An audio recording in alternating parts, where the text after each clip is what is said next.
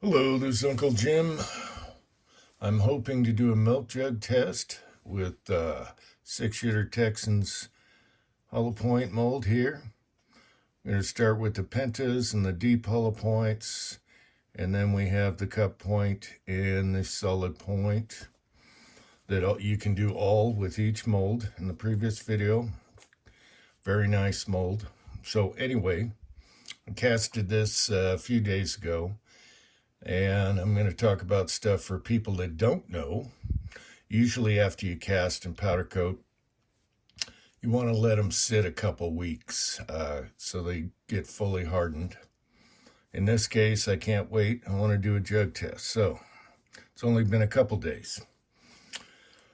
So the easiest way to check your BHN hardness is just go out and get these artist pencils. These were from Walmart. They were cheap. And each one has a number for hardness. And then you can use the chart and write it, print it out, whatever. In this case, I just have this made up so I know every time I grab it what's what. And so what you want to do is when you're casting, it's going to be harder on the outside of the bullet than it is the inside. So you want to either file it or use a saw. And if you use bolt cutters or something like that, it work hardens it in that spot, so it doesn't give you a true reading. So that's the easiest, cheapest way, and it's pretty darn accurate. All right. So another thing you want to do is they'll come pre-sharpened, but you don't want like a pointed tip. What I like to do, let me grab one I hardly use, a hard BHN one, is take a piece of sandpaper and just go back and forth a little bit to make a sharp square edge. And that's going to work a lot better and more accurate.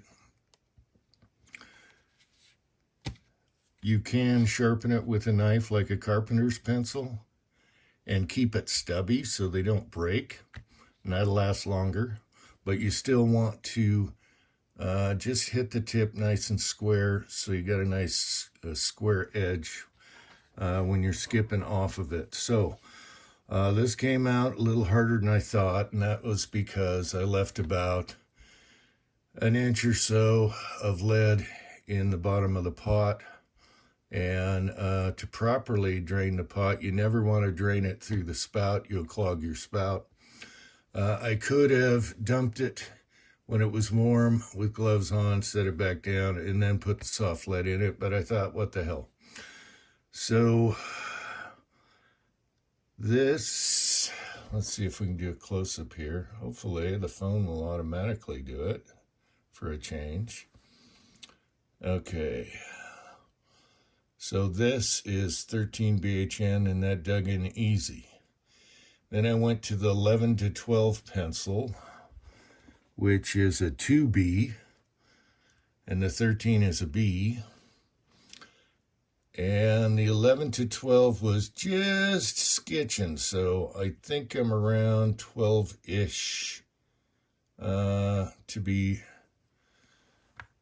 accurate, I guess, or close to. Let's call it 12.2 BHN. And that's as good as I got. So yeah, just put it in a vise, squeeze her down, either file it or cut it so you don't harden it again. Work harden it.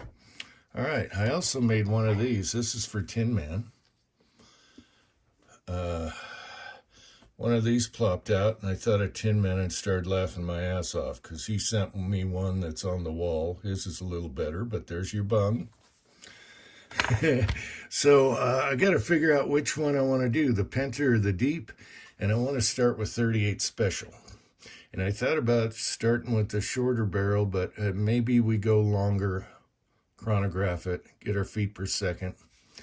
If the tips break up, we'll go slower and work our way down and see what happens. All right. So I'll let you know what I use. I'm going to weigh them before and after. And I got to figure out a load. So a wing a load somewhere according to the length and the weight. All right. So I used the Lee 4-hole turret press. However, it has some old Dillon dies, and this one had the flat tip seating stem in there, and I went with that. Sometimes with softer lead, you can squeeze your hollow point just a hair, seating the bullet, and this leaves a nice flush, sharp edge to the nose. So we're going with the Pinta PMC brass S&B small pistol primer, Winchester 231 powder, old powder that's still in my Dillon here, and we'll see what happens. So now I got to decide. 6-inch revolver. I want to shoot suppressed. Maybe I'll do a 16-inch barrel, suppressed. And if we frag, we just go down and start that way. What I'm hoping to do is with the deep hollow point, get some softish lead and do a snub nose and see if we can expand in 38 special, even though we're going slow. So I'll chronograph it. The bullet turned out to be 165.1 grains with the Pinta here. So keep that in mind when we weigh it again, if we retrieve it from the milk jugs, because I only made one.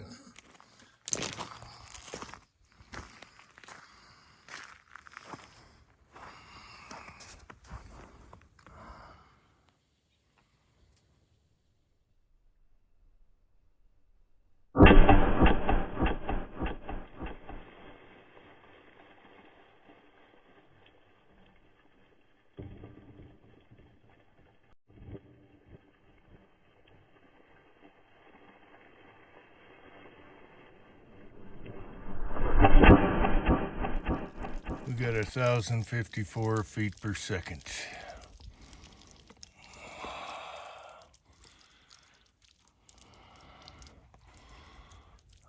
All right, cooked it a little hotter than I thought with a 16-inch handy rifle with a heavy barrel. It's a good test barrel for this. First jug exploded. However, there is a frag right there in the first jug. All right.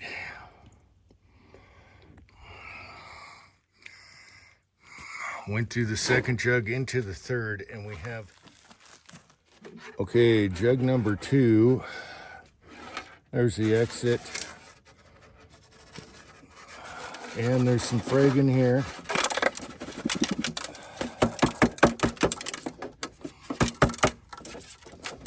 Get out of there. All right, and then jug number 3 looks like this right here.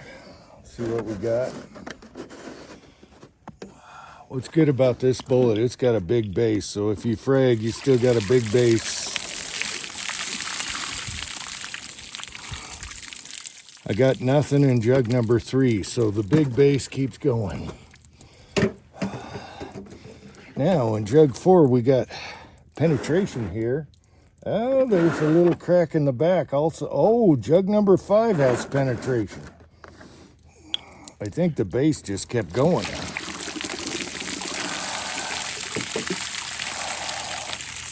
No frag in 4. All right, let's get to 5. Do I see anything in there? What in the hell? What in the hell? Oh, I see something at the back of it. Okay. Well, this is why we test. Nothing in jug number 5. Penetration out the back, right there. There's the front. Now, let me bring you over here. And what did I find against the carpet here? This would be a good penetrator for rifle. So right here, we got this. All right. So let me put that here in the light.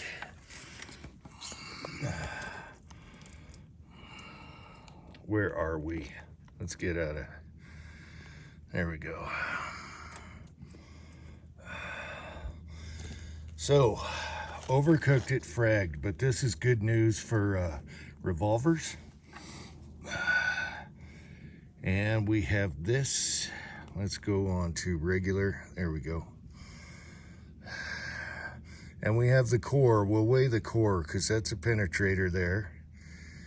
And let me clean up and we'll talk about it. Waterlogged the chrono again, the Pro Chrono. No big deal. Turn it upside down, shake it out of the pockets here. Put it in the furnace room. She's run forever like that. Cat. Okay, so today I might have done a little overcooking here using a 16-inch barrel, but the good news is, with this wonderful mold here, it comes with different stems. So you have a Pinta, a deep Pinta, and then you have a deep hollow point that's even deeper. And then you have a cup hollow point, which is going to be perfect for rifle and magnums. And that's probably going to mushroom beautiful. We got to test that. I got to cast those. And then you got your solid point, and with soft lead in a rifle, that's going to mushroom. So you have all kinds of options in the world. I kind of started with a 16-inch barrel, and I want to do tests with short barrels with this alloy, especially this deep hollow point, and see if you can get a short barrel revolver to mushroom. And so this is what we got here. This is all I could recover. Some landed in the snow. And so let's start with the core and weigh the core first. The first jug, I started seeing frag. Second jug had a frag pattern, like one to the left and more in the center. And then after that, it went all the way to the fifth jug and plopped out on the table with the core. So if you want frag and then penetration, there's your boy. Okay, so let's start with the core. This was originally a 165.1 grain bullet. And this is 111.2 in the core. And let's measure it real quick while we're at it. So it's a 358 bullet, and then we get about 406 diameter. Okay. 406.5 diameter, something like that. That went all the way past the fifth jug and dropped on the table. All right, so now let's weigh the fragments. And this is all I can find. There's snow and mud out there, and this is all I can find. Most of it was in jugs, but I found some on the table.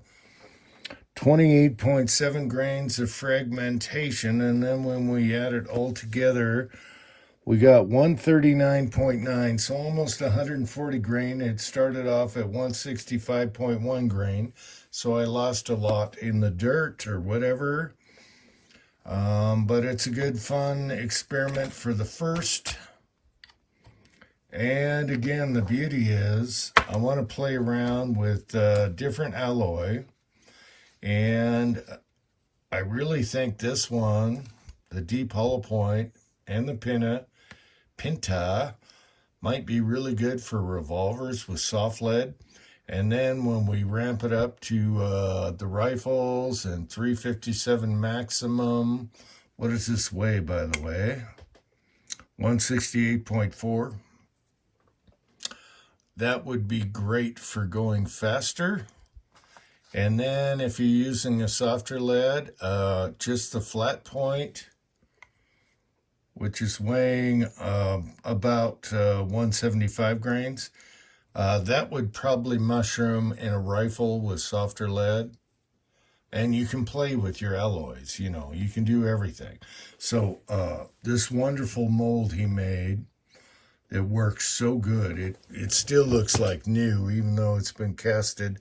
Look at the sprue holes and everything. It still looks new. Everything looks great. He did a great job. So you have every option in the world. This was the first option. I didn't know where to start. And I need to cast up the smaller cup hollow points and the solids later. But these two I have casted up with about 12 BHN. And I want to go down with the shorter barrel revolvers and see what happens. See if we can get a shroom and go from there. But that was my first experiment today. All right, I hope you found this interesting. Ricky, your mold is awesome. Nobody, you know, makes a better mold.